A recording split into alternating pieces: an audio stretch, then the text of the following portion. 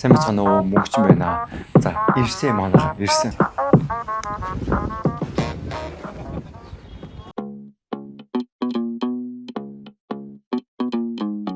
Хин ирсэн бэ гэхээр миний үндсэн ажил маань бол бродкастинг техникийн хүмүүс болохоор Солонгосоос 3 хүн ирэх ёстой байсан. Тэгээ сарын турш энэ маш удаан хугацааны турш миний хувьд хүлээсэн. Тэгээд өнөөдөр буюу 6 сарын 18-нд бас нэг цагийн үед ирсэн байгаа. За 3 хүн ирсэн байгаа. Сөүл чуулганаас нэг ах нэг нь ямар чуулган нэлээ бас нөгөө ах нь болохоор Сөүл Гуанжоу чуулганы ах байгаа. Бүгдээрээ яг миний мэргэжлэр 25 жил 30 жил ажилласан хүмүүс байгаа. Маш олон газар очиж техник сурлууд хийдэг. Миний хувьд болохоор бараг л Йохан пастортай уулзж байгаа юм шиг тийм мэдрэмж уулзах гэж байгаа юм шиг бас миний хувьд маш их хүлээсэн байгаа. Тэгээд өнөөдөр уулзсан байгаа. Уянсук гэдэг ах болохоор одоо Гуанжоу гэдэг чуулган байгаа шүү дээ. Бид нар Магтан дуугийг маш их сонсдог. Тэгээд Гуанжоугийн болохоор ахлах техникч буюу техникийн хариуц мөн Сөүл Галилей суян гэдэг манай зуны нэгдсэн семинар болдог шиг тэр зуны нэгдсэн семинарын техникийг хариуцж ажилладаг тийм ах байгаа. Юу гэсэн үг хэрэг 10,000 хүн нэгээлжээр цугладаг гэсэн шүү дээ. Тэр үеийн техник гэхээр ямар хэм одоо техник байх уу? Тэрийг бүгдийн одоо урьдчилж, бэлдэж, суйрлуулж, ажиллуулж тэр 10,000 хүмүүс семинарыг сонсоход хүргэдэг тийм одоо ажлыг, үйлчлэлийг хийдэг хүн гэсэн үг байгаа. Миний хувьд болохоор жинхэнэ одоо миний ирээдүй бас үлгэр жишээ авахыг одоо хүсдэг хүн маань ирсэн гэсэн үг байна. За тэгээд 21 хоногийн хугацаатай ирсэн байгаа. Энэ чинь болохоор 14 хоногийн хугацаатай ажиллаад тэгээд үлдсэн 7 хоногт нь болохоор бусад одоо том чуулганууд руу тэгээд бас Эрдэнэтийн Галилей руу очиж техникийн шинжилж суйрлуулах төлөвлөгөөтэй ирсэн байгаа. За тэгээд миний хувьд болохоор энэ өдөр болгон 21 хоногийн турш өдөр болгон одоо асууж, мэдэж, сурсан зүйлээ та бүхэнд одоо энэ бичлэгээр дамжуулан ингээ байн хүргэх болно. Тэгээд чадвал өдөр болгон одоо мэдсэн зүйлээ би ингээ утсан дээр Notion дээр ингээ broadcast дотор болохоор одоо өдөр болгоны онсаараа бичээд тэгээд тэмдэглэж байгаа байхгүй юу? Тэгээд тэмдэглэлээ өнөө асуусан зүйлээ өдөр болгон ингэж тэмдэглэл маягаар бичлэг маягаар ингэж үлдээе гэж бодож байгаа. Гэтэ чадвал өдөр болгон бичлэгийг оруулахыг хичээн. Тэгээд та бүхэн ч гэсэн миний ухаарсан мэдсэн зүйлээ ингэ бичлэгээр оруулах учраас та бүхэн ч гэсэн маш их хэрэгтэй байх байхаа гэж бодож байна.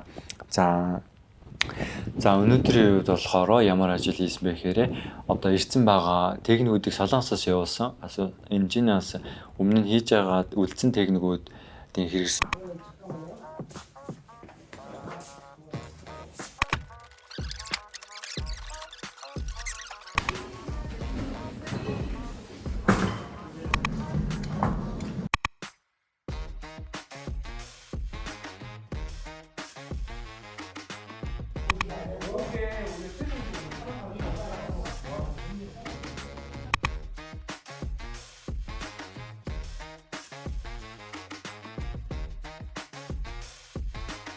За хамгийн ихний ажил бол бүх ирсэн төгөөрөмж болтож авсан салаас ирсэн юмсуудыг босд нь ингээд салгах ажил байгаа. Энэ ах ингээд маяглаад байна шүү.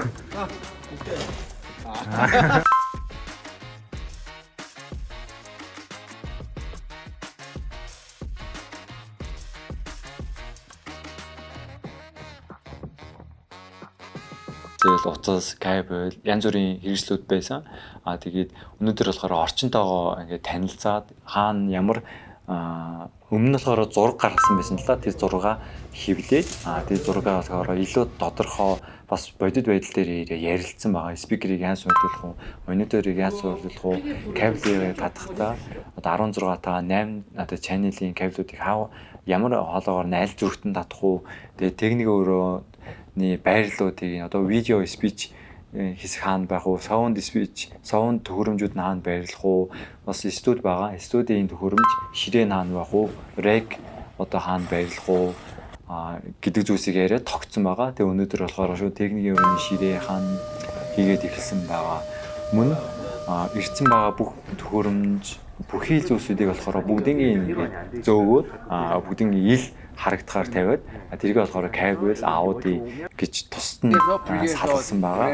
Тэгээ өнөөдөр Coinsock гэдэг ах болохоор тэрж рүү болохоор техник үлдсэн техникийг авчрахаар болсон юм тэрж рүү ингээ явсан байгаа. Тэгээ үлдсэн хоёр ахтай бас манай хамт ажилладаг ах нар маань одоо утас сүгэлсэн байгаа. Энэ болохоор маш зөв утас сүгэлдэг. Сүмбэ байгаа шүү дээ. Сүмбчээр болохоор сүлээд дараа нь болохоор кабелийн дээр орсон дараа буцаж татдаг байгаа.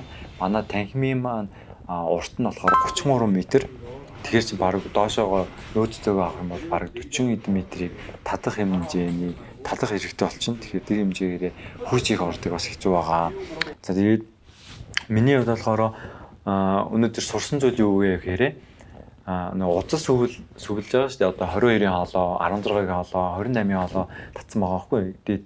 Гэхдээ нөгөө харах юм бол одоо интернетийн CAT 5e одоо CAT 6 ч юм уу. За CAT 6 бол нөгөө дотроо болохоор зэсэн илүү зузаан байдаг шүү дээ. Мөн ингээд утсыг ингээд татхад хамгаалаад утас нь ингээд сунахаас хамгаалаад дундаа бас нэг юм зүйлтэй байдаг шүү дээ. Тэгээд өнөөдөр болохоор тэгж хэлсэн байгаа. Цахилгааны утсыг бол шууд ингээд татхад бол сүмбэ хийгээд татхад бол асуудалгүй. Харин одоо ийм техникийн микрофоны утас, маань кабель, лангийн утас, одоо SDI, BNC ч юм уу тэр кабелүүдийг болохоор аль болох сүмбэр ингээд татах хэрэгтэй. Тэгээ татахтаа болохоор зөв техникээр татахгүй бол нөгөө утас нь ингээд татагдаад заримдаа тасрах ч юм уу сунах аюултай байдаг. Тиймээс цахилгааны утсыг болохоор шууд татаж болгоч бусад утсыг болохоор энэ техникийн дагуу яг энэ зориултын дагуу татах хэрэгтэй байна гэдгийг сурсан байгаа. Мөн болохоор олон зүйл сурсан л да. Гэтэ бас өнөөдөр бас асуулт асуусан. Одоо хэцүү одоо ингээд техникийн ингээ ажил суйрлуулахад болохоор хамгийн хэцүү биеэрээ хамгийн хэцүү байдаг зүйл нь ямар зүйл вэ гэсэн яг нөхцөл байдал нь одоо ямар газар очиж хийж байгаас хамаараа өөр байдаг. Одоо спикерийг тогтооход хэцүү байдаг ч юм уу. Одоо жишээ нь өнөөдөр утас ингээ сүрдэхэд манай утасны нөгөө сүмбэ маань 50 м дундаа амар олон бид нэр удаан хугацаанд хэрэгжилсэн болохоор ингээд бүр ингээд номорцсон. Тэгээ ингээд сайн явж өгөхгүй тэр амар хэцүү байсан. Гэхдээ хамгийн хэцүү зүйл нь юу байдаг вэ гэхээр шүнжэнгөө арай хүртэл ажиллачаад өглөөний нь яг ажлынхаа цагтаа гардаг тэр хамгийн хэцүү юм байна гэж хэлсэн байгаа. Тэгээд нэрээ бодоод үзсэн чинь бас нэрээ тэр үгээс амар хэцүү тий.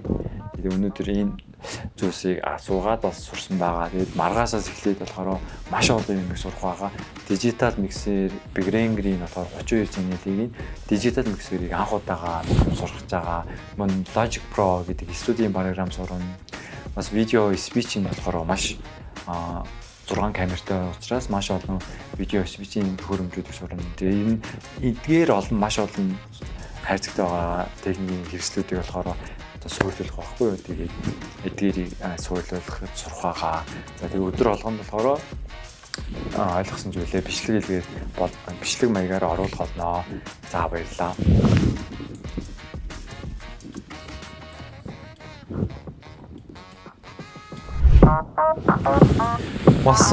왔어요. За энэ юу вэ гэхээр MX Master 3S гэдэг Logitech-ийн гаргасан маус байгаа. Тэгээ миний хувьд болохоор энэ маусыг баг мөрөөдөл байсан. Тэгээ маш удаан хүлээсний эцэст авсан байгаа. Тэгээ манай дундах маань болохоор Солонгос явж ирэхдээ авчирсан байгаа. Маш их баярлалаа. За бүгдээрээ хамтдаа задлж үзье. Би анх удаа unboxing хийх гэж байна.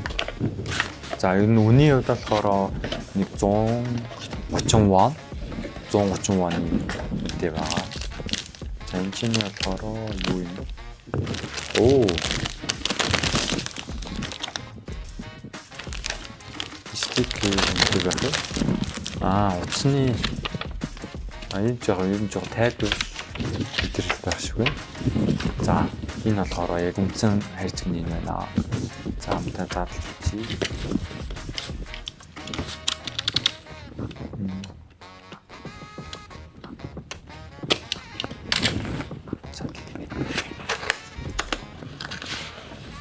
Чарам бам. Yeah, nice. Yeah. Wow. Ёо, ямар гоё юм бэ. За, энэ бол ингээл болоо.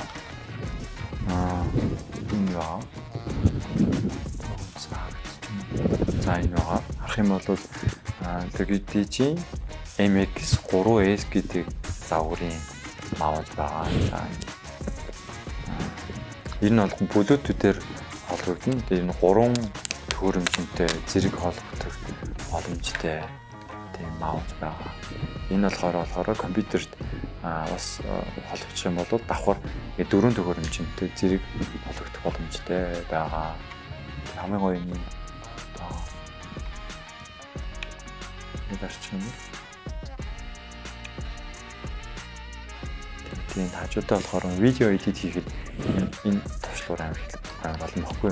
Тэгээ эднэрийг болохоор custom button болгочдөг. Өөрөө дураараа эднэрийг болохоор өөрөө юу хиймээр байгаа ботноо болгочдөг байгаа.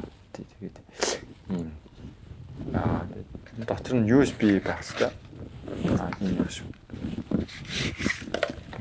Энэ болохоор цэнгэлэгч юм байгаа. Нэг цэнгэлч юм бол баг 1 сар шахуу цэнгээ барьдаг гэсэн. Тэгээд маш удаан барьдаг гэсэн.